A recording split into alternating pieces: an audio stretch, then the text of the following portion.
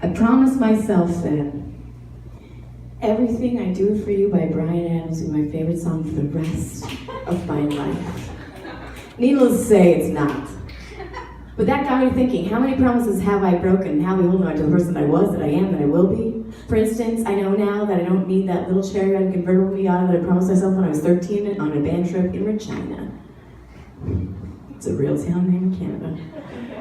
I've become more environmentally conscious, probably don't need a car that would get myself and my friends across the country, and I'm okay with that.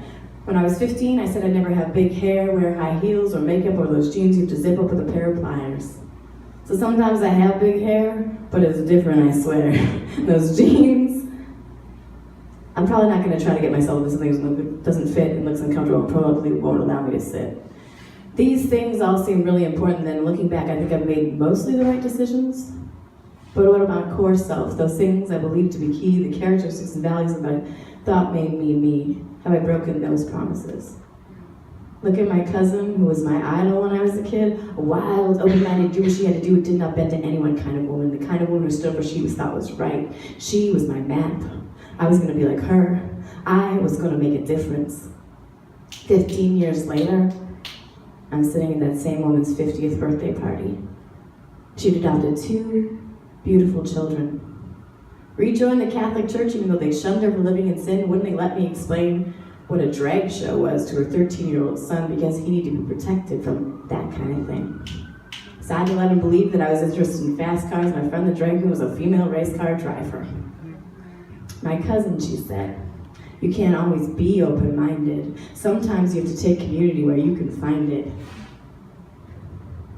I read once that rebellion is a phase. And the fact that someone wrote that sentence down made me sad, because there's one promise that I made to myself that I continue to make every day, is that I want my life to make a difference on some level. I don't want to get that comfortable job and teach my children to stand by while the injustices in the world continue.